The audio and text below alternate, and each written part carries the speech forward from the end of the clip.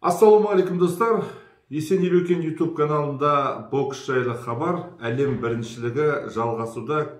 Кеше 7-ші күн жарыстары өтті. Бізден 4 боксшы қатысты. Соларға кішігірім тоқталып өтейік. Жалпы негізі кеше Европада 1 сағат артқа орын ауыстырғанда байланысты бізде ойындар 17:00-де емес 18:00-де басталды.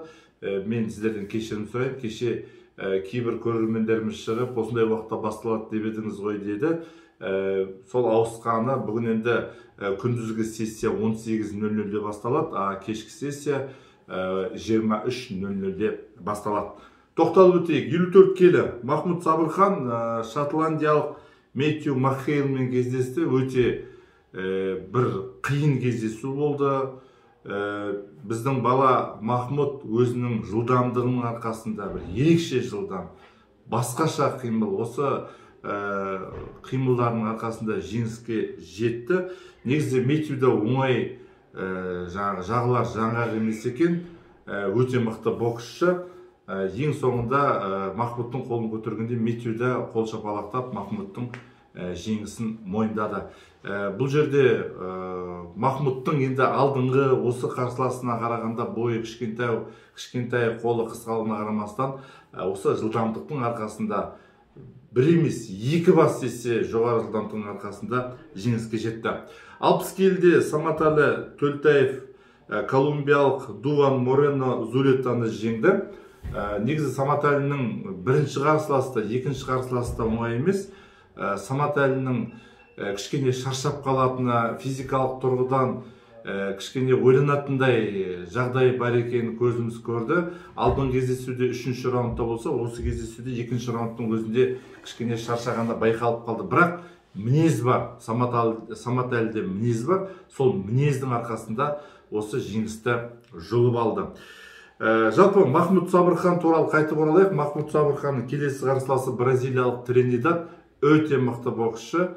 Өзінің қарсыластарын айқын басымдықпен жеңіп келе жатқан боксшы. Ал Саматалының қарсыласы бұл француздық, кезінде әлем біріншілігінде жүлде салып жүрген Умия деген боксшы. Бұл да өте бір қимылы ерекше, соққы жасап, кейін қайтып қалулары, шалт қимылдары көзге түсетін боксшы. Саматалиге оңай болмайды.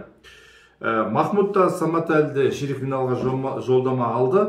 Ал енді біздің ерекше көп көрерменіміз жақсы көретін Асланбек Шынбергенов Германияның атына сынға түскен Магомед Шахидовты жеңді. Мастер-класс көрсетті, мықты бокс өтті.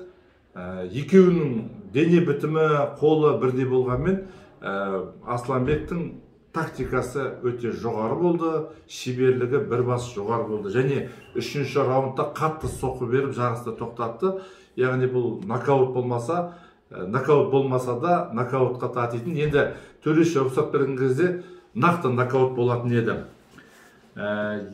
Асланбектің келесі қарсыласы өте мықты қарсыласы, украиналық 19 жас Захариев деген жігіт. Захариев өзінің 2 қарсыласында кәдімгі сабамаса да соққысы мықты болып, жоғары деңгейде жеңіске жеткен азамат. Енді бұл жерде тәжірибе жастықты алады деген ойдамыз. Асланбекте тәжірибе жетеді және оған арнайылап дайындалады. Асланбек жеңіске жетуі тиіс. 92 келіде Айбек Оралбаймен өзбекстандық қандасымыз Мадияр Сайдарахимов жекпе-жекке түсті. Айбек бірінші раундта жоғары болды, нокдаун ашты.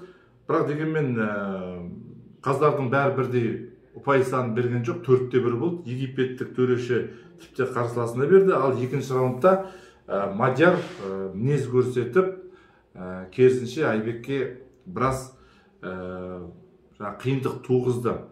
Сәйкесінше Мадияр нокдаун ашып, Айбектен бір бас жоғары болды. Ал 3-ші раундта екеуінің деңгейі бірдей болды. Екеуі қайта-қайта құшақтаса берді.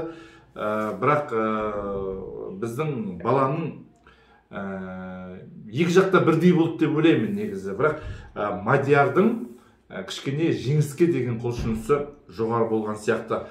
Мадиярға сәттілік тілейміз. өте болашағы бар мықты боксшы. Оның келесі қарсыласы ол да бір тамаша боксшы, англиялық Уильям. Сонымен біздің алдында Теміртас шыққан болатын. Одан соң ширек финалға Махмуд, Саматәлі және Асланбек, осы төртеуі әзірге ширек финалда. Ал енді бүгін кімдер боксқа шығады? 8-ші күні 57 келіде Серік Теміржанов Рохит Мор үндістандық боксшымен шығады, шамасы 18-15-те. Өте мықты боксшы Рохит Мор деген, қарсыластарын басымдықпен жеңген. Одан кейін Абылайхан Жүсіпов 19-15-те шығады, 67 келіде. Оның қарсыласы польшалық Дамиан Дуркаш. 75 келіде Нұрқанат Райс босқындар құрамасы дейді, Сулейман Асламимен шығады. 19-45-те Нұрқанатқа басу керек. Кешкі сессияда 51 келіде Сәкен Бибосынов тағы бір үндістандық Дипак деген боксшымен шығады, шамамен 23:00-де. Бұған дейін Сәкеннің алдын ораған үндістандық Амит деген боксшы жоқ, оның орнында Дипак шығып жатыр.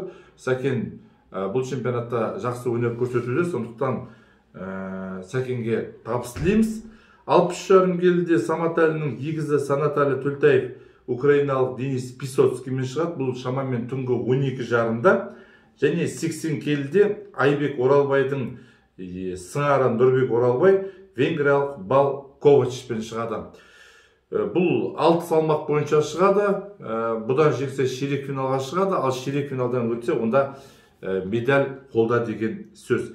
Бұл жерде менің ойымша екі үндістандық қана, Серік Теміржанов пен Сәкеннің қарсыласы Дипак қана, қалған боксшылармен бокстасуға болады. Осындай жаңалықтарымыз бар, қымбат достар. Тағы бір айта кететін жағдай, мына комментарий қалдырыңыздар, лайк басыңыздар. Сол комментарийде жалпы әлеуметтік желіде сол баяғы әңгіме, сол баяғы сарын. Бұл біздің боксшыларымызға кедергісін жасауы мүмкін. Неге Махмуд бармады Сәкеннің орнына, неге Асланбек бармады Абылайханның орнына деген сияқты әңгімелер. Негізі 2019 жылға Қазақстан біріншілігінде Сәкен де Абылайхан да жеңіске жеткен. Сәйкесінше олар жаңағы 2019 жылғы наурызда өткен Олимпиаданың іріктеу сайысына барды, жеңіп алды. Одан кейін жаттықтырушыларда ой болған, мүмкін мына боксшының орнына мына боксшыны қайтып іріктеу сайысына апарамыз деген. Бірақ іріктеу сайыстары Олимпиадаға болған жоқ. Сондықтан сәйкесінше осы екі боксшымыз барды. Енді Махмуд та жас, Асланбектің де уақыты келді. Мүмкін келесі Париждегі болатын боксқа, яғни Олимпиадаға барар. Ал Олимпиадада барлығына орын бар, 13 салмақ көптеген боксшыларға мүмкіндік. Сондықтан да осы әлем біріншілігінде біздің боксшылар бізді қуантады деген үлкен сондай сенім бар. Әрқашан сенімде болайық, үмітіміз ақталсын, жеңіске жетейік. Қазақтың басына осы әлем біріншілігі, жалпы алдағы чемпионат тек жақсы жаңалықтар алып келсін. Рахмет.